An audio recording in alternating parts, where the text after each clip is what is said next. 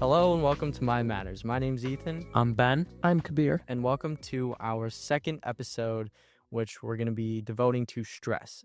So, last episode was on happiness, right? The pursuit of happiness, but it also kind of served as a general overview of what this podcast is going to be talking about and our goals.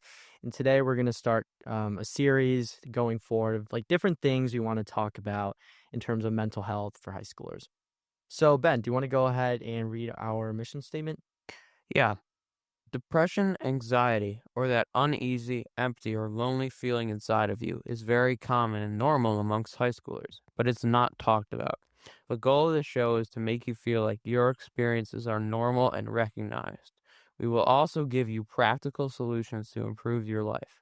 Mind Matters is the only podcast that talks about these ugly feelings from a high school perspective. Yep. So, like I said, today's episode is going to be talking about stress. So, like we start off every single episode, I'm going to go ahead and define what stress means to me. Then Ben will go, and then Kabir. So, stress for me is something that I can't really recognize that easily. It's something that builds up over the day, and then kind of just when I'm in bed at night and I'm starting to reflect on how the day went, then I realize, okay, well, like, wow, I was really like stressed, and you know. I didn't have much time to kind of like unwind. It's something that like when you're in the moment, right, you don't really recognize it until after. And then you start to realize how detrimental it is. So that's kind of how I feel like stress impacts me. Yeah, that's really interesting, and I kind of have the opposite thing. I think I'm maybe more stressed, Yeah. in the day, and at night I'm like, well, it wasn't that bad, but Yeah. I think it builds up. We'll talk about that later. But my definition of stress is feeling like you don't have control over something that you can have control over.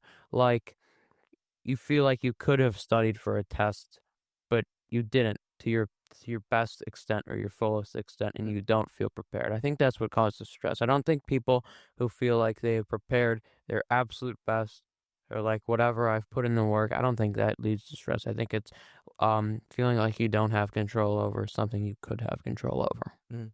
Yeah, for me, I feel like stress is fundamentally a response. It's a response to a difficult situation, a challenge in your life. It can be like psychological or, even physical. Like it can manifest in how you behave or interact with other people. And for me, stress has a lot to do with procrastination.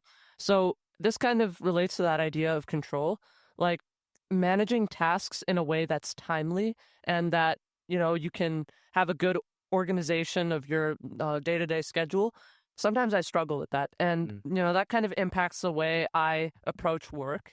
And, sometimes stress is a passive thing where I don't even realize it until I have to confront it in like a moment of like, when I'm by myself, when I'm just thinking quietly, I'll feel the stress of a situation suddenly.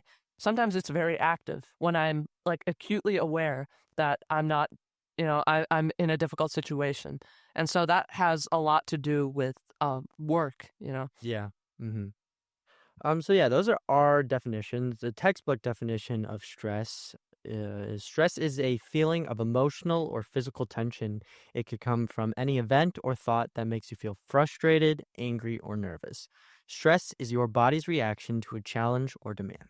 So I feel like that's pretty fair, right? And Yeah. that kind of Yeah. touches on kind of what we talked about briefly in our definitions. But next, we're gonna kind of talk about how stress plays a role into our lives daily. So kind of building on those definitions. So for me, like I said, it's kind of hard to recognize stress in the moment, but definitely before stuff like before tests or a big game or big week like finals, I get really, really stressed. And that, I kind of forget about it when I'm in the moment, but it definitely impacts me the way I prepare for certain things. How does it kind of play a role in your guys' lives?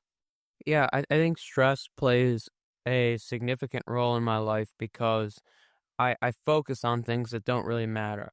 To give you an example, this week I'm taking a big test on Saturday, but I have other things that are going on during the week, and I focus about the thing that's going on Saturday, and it kind of detracts from what I'm doing during the week, and it makes it much more.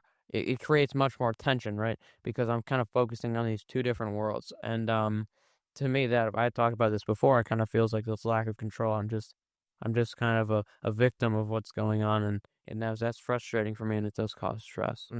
Mm. Yeah, for me, stress kind of arises from like a disruption in the balance of work and like relaxation. So, for example, yesterday I had two readings due Yep. for English and history. I had Yeah. a reading, my book, and my Frankenstein, and also a textbook reading. It was about Mhm. like 20 pages. Yeah. So, um, when I get home from school, typically I'll like relax before doing any work. But in that moment, I think that's when stress kind of starts to build up because you realize that what you're doing right now is just kind of a temporary distraction Yep. before you begin like the really difficult or, strenuous task of completing Exactly. work. And that's So, why it kind of fleets, yeah, just get into exactly. it, yeah. Right. So that build up in your head of, oh, I could be doing this right now, but I'm not. Mm. So it kind of invades all of your other activities. And so stress kind of is a passive feeling, but it kind of accumulates over time. And Yeah. that's how it affects me on a daily basis. For sure. And our jobs as, high school students, especially at like a high caliber school like GBN, right? It's our job to perform, right? And I feel like inevitably, whatever kind of student you are, you're going to feel some stress if you care about school because, at GBN, we have some pretty hard classes, right? And, Ben, Kabir, and I were on, AP classes involved in a bunch of different activities. And, it's hard because stress, I feel like, can be something that's just ominously, just around me, and it's really hard to push it away. So we're also going to be talking about some strategies we have for that. But in terms of other people's lives, do you guys see stress appearing in other people's lives that you know? I see people trying cope with or almost ignore their stress. Mm. I see it a lot. They say, like things like, oh, whatever, it's like coping like with the test, like it's common sense when they're actually like Yeah. very, very, very stressed, and it's very hard. And it's hard because Yeah. high school it's like hard to talk about when you're stressed. Like for me, Hmm. I talk about it with like my mom a lot when I'm Yeah. stressed, but I feel like a lot of kids don't open up because it's uncomfortable. You don't want to share how Right. how Mhm. stressed you are. Exactly. It's uncomfortable, but that's the reason I think it's important for us to do it here. So for kids and parents Exactly. listening, they can gain insight into, what's going on. Mhm. Yeah. And, sometimes I see people like after a test, for example, today we had a biology test, and, kind of to relieve some of that stress, people will just start asking each other, oh, is this what you got for that question? Or I know. things like that. So that's just a way of kind of coping with the uncertainty of how you scored, right? Mhm. You don't know how many you got right. I mean, you could be confident, but by asking other people, it's kind of a way to mediate that stress. And, sometimes, of course, people will ignore it, right? Sometimes people will just leave the room immediately. Yeah. But, for some people, getting that off of their mind is the best way to do it instead of just like keep like continuing to load it up in your mind and just kind of ignore it. Right. So that's kind of how I see it occurring for other people when I see like in my classes. Yeah, for sure. Like before and after tests, you can Mm. just feel it. Yeah. But during the test, you're locked in. You can't really think about it. So Right. yeah, for sure. So I feel like the bulk of today's episode is going to be talking about coping strategies because I feel like we all kind of know what stresses we can identify it, whether it's with school, sports, it's simply just that feeling you get of uneasiness, like you're not prepared, you're scared, it's uncomfortable, and you're dreading it, right? So now we're going to kind of move into the bulk of today's episode, which is coping mechanisms and how we kind of deal with stress and our tips to you guys. So for me, the first one I have is on Sunday evening, right? Before a new week starts. A lot of people use Sunday to procrastinate, they build up all their homework so they can do it on Sunday and study for all their tests and do all these chores. But have you guys ever heard of a Sunday reset day? Like you kind of take it to yourself and, Yeah. reset. Yeah. Yeah, so I feel like something like that, it doesn't have to be the full day. What I do is I take the evening off. So, I watch some Sunday night football and kind of chill out because I need that time to decompress before the week starts. And something I do is I look at the upcoming week. I look at tests, any games I have for baseball, club meetings, volunteering that I have to go to. And I look at that and then I create a Google Calendar with a bunch of different time blocks. Okay, so now I'm gonna be in school. Now I'm gonna be doing homework. Then I'm gonna be going to this game, and then I have this, right? And just mapping it out in blocks of time, it takes away the stress because it's one thing to just be stressed about, but once you can, plan it out ahead of time, it takes a lot of it away. So that's my first coping mechanism, I guess. Yeah, I think another good coping mechanism for me has to do with, taking the first step, right? And we Yeah. talked about the procrastinating, the control, all of those things. And taking the first step is hard because like we talked about, maybe you're sitting in your bed, you don't want to do your work, you have maybe a test the next day, it's like getting late and you feel like giving up. And taking that first step is very, very hard. But I'd assert that most stress comes when you're just sitting in the bed doing nothing. If you're up on your Yeah. computer, like reading I things, like that. your Yeah. mind's thinking about, that. Your mind's thinking about, maybe the biology you're learning about, maybe the math, the English, whatever, the history, whatever you're learning about Mm. on your computer. And that takes away the stress, and obviously it's beneficial to start doing your studying earlier. But yeah, for just from the standpoint of reducing stress, just taking that little first step and recognize you don't have to do that much, but just taking your mind off stress by doing things that will make you less stressed, like studying and preparing. It's like Yeah, the yeah. most logical Because solution, but it's very, very hard to do. yeah, and you said like laying on your bed. I feel like I sometimes do that. Like I procrastinate and I know there's something that I'm dreading, but the way I cope with it sometimes is just sitting on my bed and scrolling on my phone because like we say, social media is a drug. It takes your mind off of real life.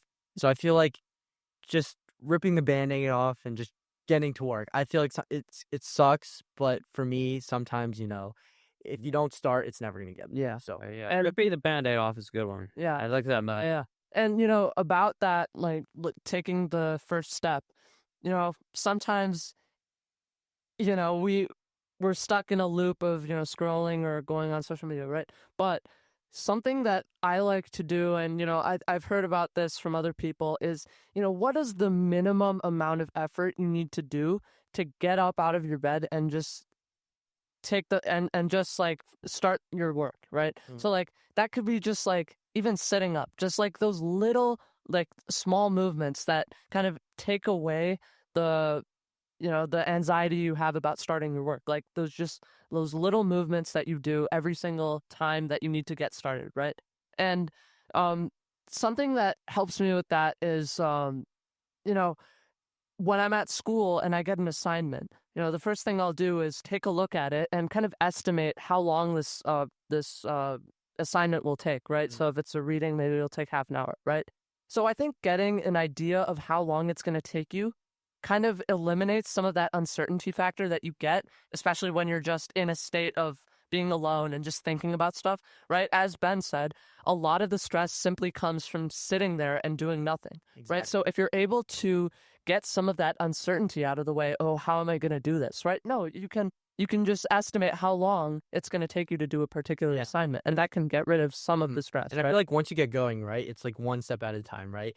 When you have a big test to study for, I like breaking it up, right? So first I'm going to cover this section, then this section. And I don't think about the 5 sections ahead. I think about the one I'm studying right now. It's one step at a time. Because when you have a lot in front of you, it's overwhelming, right? But if you think about it, okay, one win, one little win, those build up, it leads to, you win the day, right? Those little wins, those little steps. That's what I like telling myself. I might have an A push test next block, but this math quiz right now, even though, I may not be focused for this, I have to focus on this first because it's one win at a time, right? So that's also Yeah, and I think another good strategy is convincing yourself, almost actually I would call it tricking yourself into thinking, oh well, I just have to do 5 minutes, I'll be fine.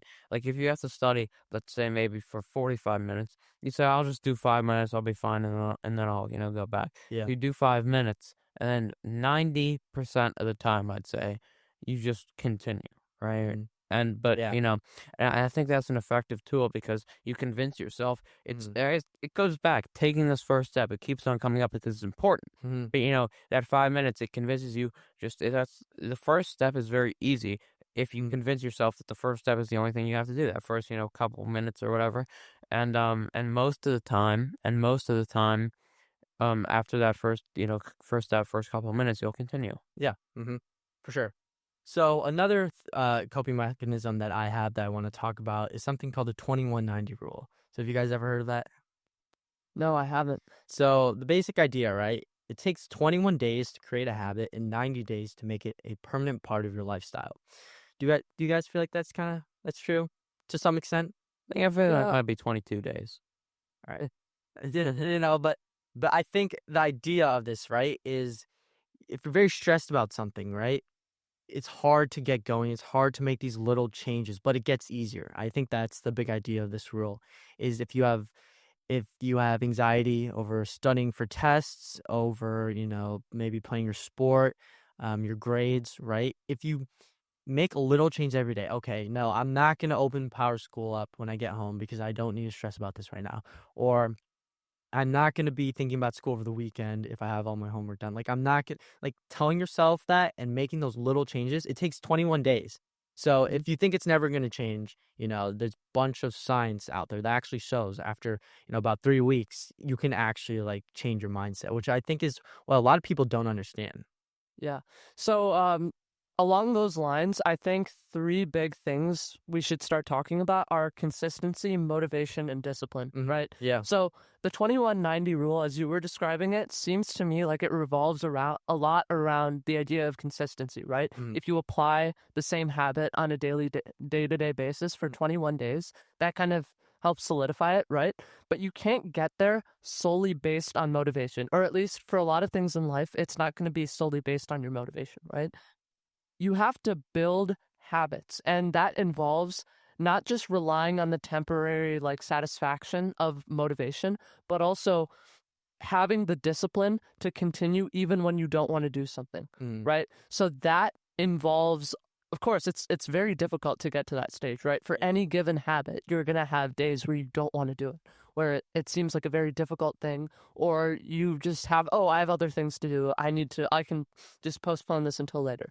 But that consistency and discipline factor, right? You're never going to get to a stage where it becomes a habit unless you apply it on a daily basis, right? You have to do it even when it gets difficult. Mhm. And I think I love that discipline. I feel like we could devote so many episodes to that. yeah. Right? Motivation versus discipline. One is going to come and go, and it's going to motivate you at times. And you're going to get work done at times, but sometimes you're going to be a lazy bum, right? And then discipline, no matter how you feel, no matter how the day went, you still do the same habits that you've created, right? Because it's not motivation that's driving you at this point, it's discipline. I think with stress, the reason why stress builds up is because we're motivated to do things and it goes away, and then we set an expectation to ourselves for ourselves when we were very motivated, and now that we're not, it just creates more and more stress. Like, I'll give you an example, like maybe for a test, right? Or even a class, you can feel really motivated, right? And you can say, you know what, fine. I have one more test left, I'm sure I'll be motivated then, and then I'll start studying then, and I'll save my grade then, right? Instead of having that discipline every single day going forward, and carving out a little bit of time to prepare instead of procrastinating because you think, okay, yeah, I'll do it when I'm motivated, right? That just doesn't work, and that's kind of what we're trying to get across. So Yeah. And motivation is kind of like a mirage. It's an illusion, right? yeah, At one point, you're extremely motivated. You feel like, "Oh, I'll have the ability to do this. I'll really want to do this Mhm. later on." But then once you get there, you're like, I don't really feel like doing this, right? Exactly. So in the moment, you think, "Oh, I'll definitely do this." But, that dissipates over time and you're left with no habits, right? Yeah. So I think for discipline, right, building discipline, you can start off with the, 21 days, right, to make a habit, that kind of stuff, little changes. But you know how we also talked about 1.01 to the power of 99, right? 1% better every day. Like Yeah. 365. Yeah. Yeah, little changes, right? Those little changes builds discipline. So it's hard, but it's not as hard as some people make it seem. It doesn't have to be hard if you make it, easy on yourself, because it doesn't have to be like, oh, I'm going to change my entire lifestyle. It's little changes, right? Every single day that can lead to big improvements in your life and reduce stress. So for sure. Ben, do you have another coping mechanism for us? Yeah, the second coping mechanism is something that I've kind of talked about before, but again, it comes back to, being important. It keeps on coming back because it's very, very important. And Mhm. it goes back to the social media thing, right? So, you have to recognize that when you're like laying on your bed procrastinating, you're gonna fight against social media because we talk about the social media algorithms. The main point of their algorithms is to keep you on the app. Mhm. It's a money-driven business, right? Yeah. And we talk about the only two industries calling their clients users or drug and social media, right? The drug they like drug dealers want to keep you hooked, and so does social media. They operate in the same way because it's a money driven business. Because the more time you spend on their app, the more time they can sell advertisements to you, right? Um, it's like people say, if you don't have to pay for the product, you are the product, and that's what it is with social media. So the more time you spend on their app, the more money they make. So their algorithms, which are pretty advanced, and pretty elegant in the way that they operate, are solely based on keeping you on the app. So, you're in a fight against them. They're trying to keep you on the app and you're trying to go do your work. And it's not like this thing like you're saying, oh, the social media is helping me Mhm. like detach from doing my work, and it's not true. And I feel like something Yeah. you can easily Yeah. do, right, is what I do is when I need to lock in, right, I simply just grab my phone right out of my pocket and I just throw it like onto a couch that's like on the other side of my room. And that way I'm like kind of physically telling myself, okay, no more of this. We got to get to work. I love And that. some people put their phones in a different room, right? Or in their backpack, maybe when they're at school. Well, actually not in the backpack anymore, but it's just somewhere out of sight, out of mind. I feel like that helps. And something that I also want to add is have you guys ever heard of Parkinson's law?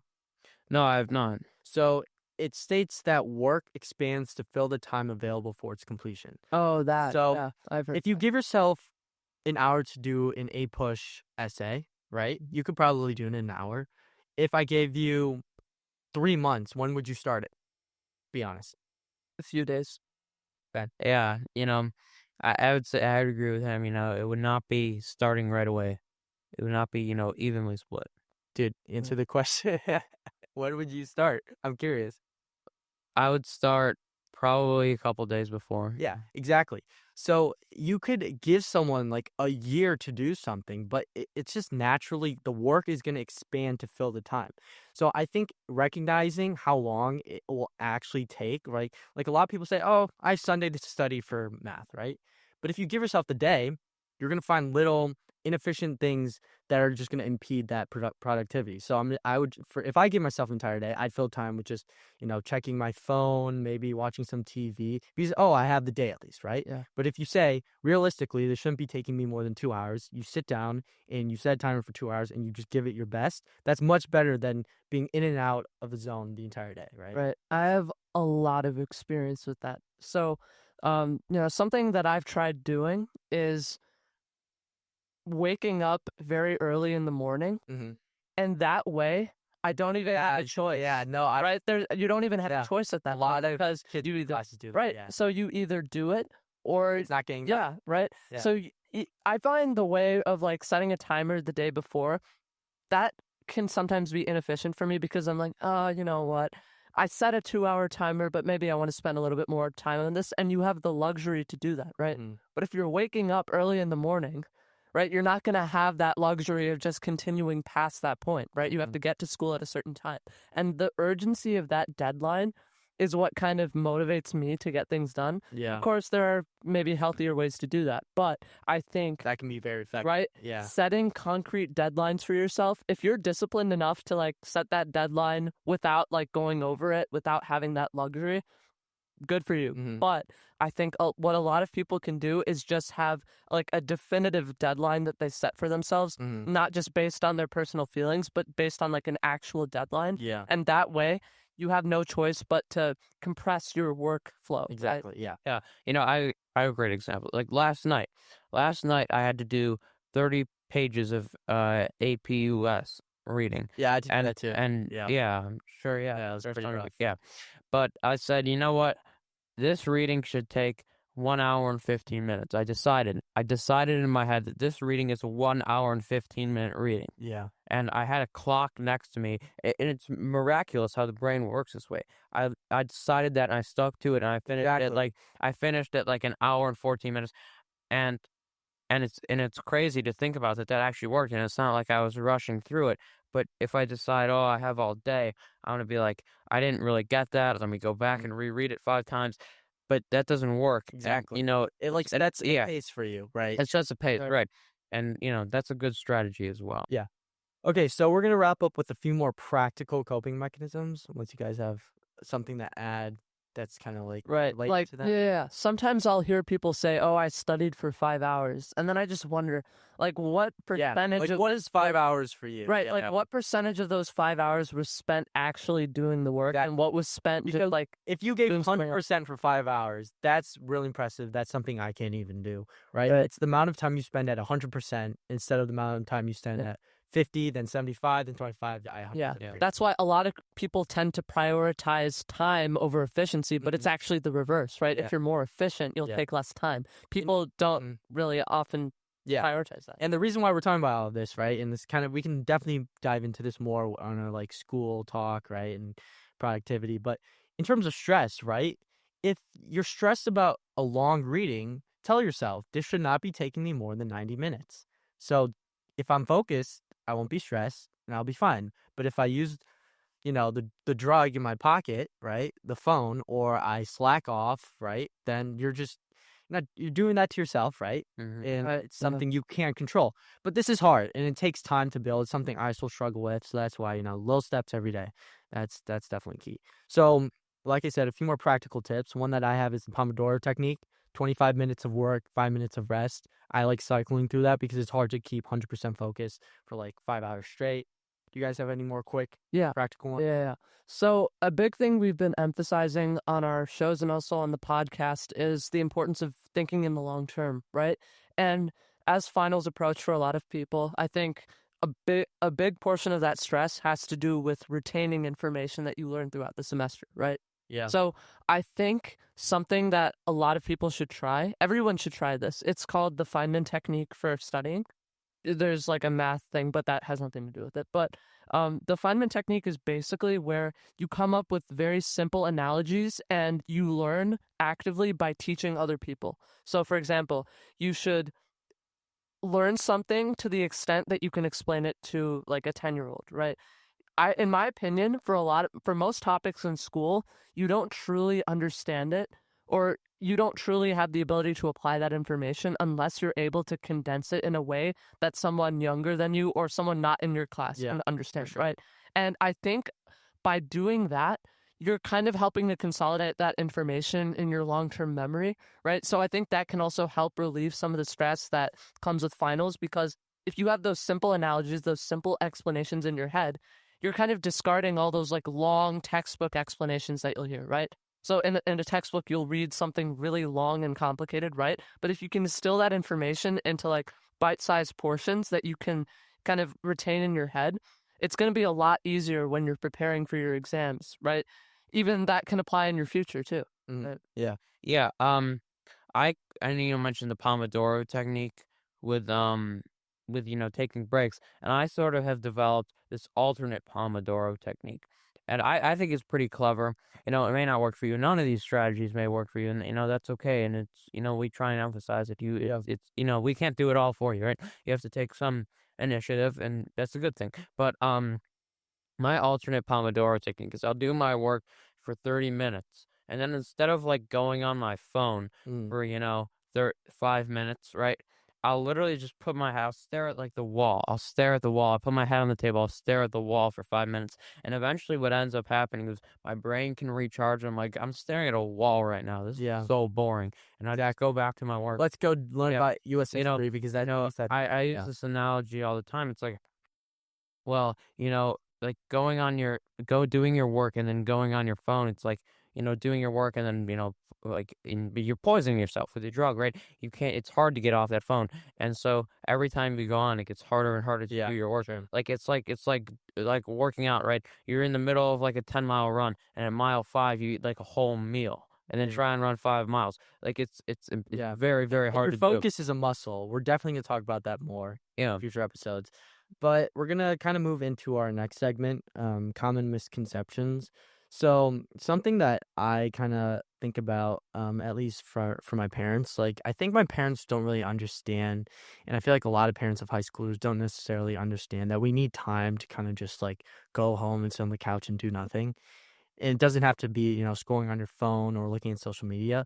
But I feel like sometimes, not necessarily my parents, but some parents in general might, their kids will come home from a full day of school with so many tests and sports, and then all they want to do is just sit on their bed and do nothing. I feel like parents have to acknowledge that and understand that. And, we're high schoolers. We're not going to have this 24-hour stamina. It's hard, right? And you definitely, I feel like parents need to allow their kids to have some time to just, fine, you might have a lot of homework, but it's fine. You need some time to just chill out. So, Yeah, yeah, I agree with that. And another misconception among people is like people you say you stress too much. yeah. That's such a terrible thing to say. And I hate using that like word trying to like demonize people who say that, Mm, but really it's such a terrible thing to say because because stress, just like we talk about happiness with like the dopamine and serotonin, right? Stress is a result of adrenaline and cortisol, right? mm, So that kind of goes back to the inherent human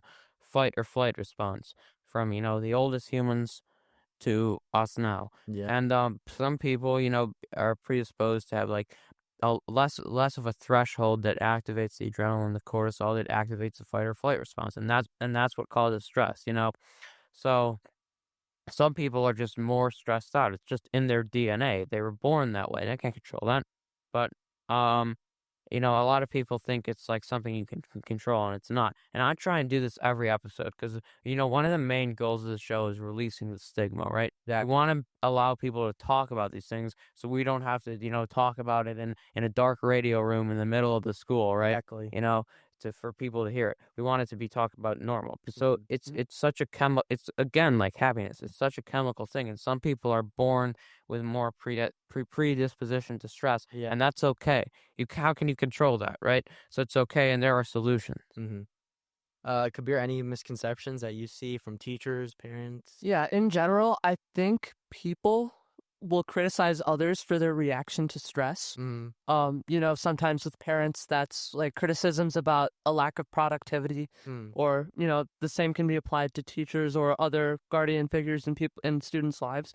But the truth is that we all react to stress differently, right? We all have different coping mechanisms. Some techniques will work for some, but not others, right? And I think acknowledgement of the ways we're different in our like perception, our reactions to stress is extremely important because it allows us to kind of forget about like some of the it allows us to like reject common or just like um stringent like formulas, I guess, for how to get rid of stress. Like some people will say, oh, do this and yeah. you won't be stressed Sure. anymore. But for some people, they're still going to be stressed even if they do a particular thing that their parents want them to do, Yeah. for So example, it's right? what works for them. Right. Yeah. Like it's different for everyone. And sometimes stress can actually help you get things done, right? And some, people will often think that stress is entirely a bad thing. But the truth is that stress, as Ben was saying, it has very biological origins, right? It's based on that fight or flight mechanism, right? So it's meant to help you get things done. Mhm. By worrying you, stress can actually help you accomplish things, right? Yeah. And so it's important to acknowledge that not all stress is bad. Of course, doing it to experiencing it to like an excessive extent Mm, will usually be bad, but in moderate amounts, it can actually be yeah. beneficial, right? Yeah. For sure. Okay, I think that kind of wraps up, common misconceptions. I feel like there are a ton, but we kind of definitely hit on a few. But to wrap up for our last segment, we're going to talk about the big picture, right? So, in terms of stress, I think keeping the big picture in mind is especially important because when you're going through stress as a student, as an athlete, as, a part of a family, a friend group, stress is going to come, it's going to happen, but you have to think long term. You have to think, am I going through the stress? Is it going to be, beneficial to me, right? Am I putting myself through all this schoolwork? We talked about this, last episode.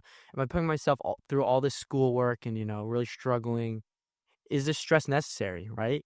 And for me, it is because I push myself to my limits with school because I think it's something that, in order to achieve my dream life and what I want to do with my life, school is something that I have to do.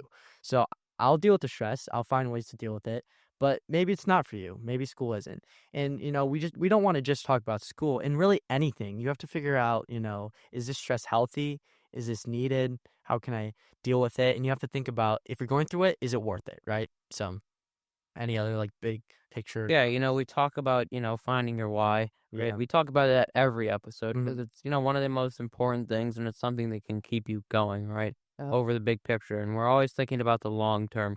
Nothing we say on the show is going to provide you or should not provide you like a short term burst, right? Exactly. These are strategies over the long haul. I mean, there are a few that you could Yeah, implement right away, right? you know, It's a change in mindset. I mean, that's even like the thing I said about like the Pomodoros. Like it takes all these things Exactly. take practice, right? Exactly. It's not like you hear it and you're good. But the Now, first now step, you're cured. the Now you're no longer stressed. first step Doesn't is work. becoming aware, Yeah. and we're helping people, Exactly. Yeah. become So aware. yeah, finding your why. What are you grateful for? That keeps you going. Mhm. We talk about that every episode, and it's important because it keeps the stress in perspective. For sure. Okay, yeah. So, Kabir, anything else to add for like the big picture, like finding your why? Yeah, so I think for students, there are two lenses by which they should view their high school career, right? Mhm. Certainly, I view my high school life through these two lenses, the short term and the long term, right? What am I doing right now that will impact me on a day-to-day basis? Like, Exactly. how am I organizing my time? How am I managing my stress? How am I relaxing? How am I doing work, right? It's a balance between how you relax and how you maintain like daily work strategies, right? But there's also the long-term perspective, right? The stress you feel right now, of course, it's easy to get wrapped up in that, right? But over time, you're not even going to remember what you're experiencing right now a year from now. For example, like if you have a very big test coming up, right? You're not going to feel that stress a year from now. And so that long-term acknowledgement is extremely important. Of course, you are not going to be able to view that long-term perspective easily, right? You are stuck in the moment when you're preparing for a test, for example. But by kind of acknowledging that there's a future ahead of you, Yeah. there's, Yeah, for sure. And I think on a more positive note, right, with stress, no matter if you're in high school, if you're going through, maybe grad school, or even if you're like employed, and there's like not little, there could be periods of time, right, like a few years, right, that can really suck and cause a lot of stress. But especially in high school, right, nothing's permanent. We're not gonna be here forever, right? We literally have one more year left, right? yeah. So I think, yes, it's to be stressed about school and sports and all that. But for me, all this is temporary. And sometimes I kind of need to just take a deep breath and understand, like, you know, this stress, it sucks, but it's not going to last forever. And especially, high school, it's not going to last forever. So there's no point in just, my friends, my baseball team, like I need to focus on that too, not just school, and kind of enjoy high school because it's just a short 4 years that you can either really enjoy if you approach it the right way or not. So, um, yeah, definitely, you know, think long term, but also Right. understand that, this isn't permanent. So, any closing thoughts before we introduce next week episode? Yeah. I think we had a good discussion today in depth about stress, and we want to do that every episode to try and alleviate the stigma, give practical solutions like we talked about. Mhm. Yeah. Right. And I just want to emphasize one more time that stress looks different for everyone, right? So the things we mentioned on this episode are not going to necessarily work for you, right? They might help a little bit or a lot or not at all. But what's really important is that you make the effort, right? You at least attempt certain techniques or strategies, right?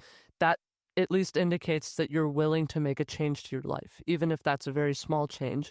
And, over time, if you're consistent, that's going to become a habit for you. So just making that intentional step forward, even like a small change, that's We all start the most somewhere, important right? thing. And Right. the most important step you'll take in the right direction is the first step. So, for sure. Okay, so next week's episode, or in 2 weeks, because our goal is to post bi weekly every Right. other Sunday. is going to be about relationships and friendship. We think that's something we can definitely talk about from a high school perspective. And then, of course, we have a whole variety of different ones to come, but that's a little preview into next week. Yeah, we want to thank everybody for watching, and by watching this, you're part of the solution, right? Just listening. Yeah, Yeah. just listening. And well, yeah, watching, yeah, that's not, you're right. You're good. Yeah, but yeah, by listening, you're part of the solution, and we really appreciate it. We appreciate, comments we receive that are positive, because, from our perspective, our goal is like, if we can help one person, it's Yep. worth it. So when we see comments, right, of people who are saying, it's very helpful, thank you for doing this, it's so nice to hear, and we appreciate that, and Yeah. we appreciate you viewing a lot. For sure. And this is something I look forward to a lot. Yeah. So, yeah, we're definitely going to keep this going, and we'll see, hopefully everyone, not see everyone, but, in 2 weeks, we'll drop our 3rd episode, and hopefully that will be even better than this. So, I'm Ethan. I'm Ben. I'm Kabir. And just remember, your mind matters.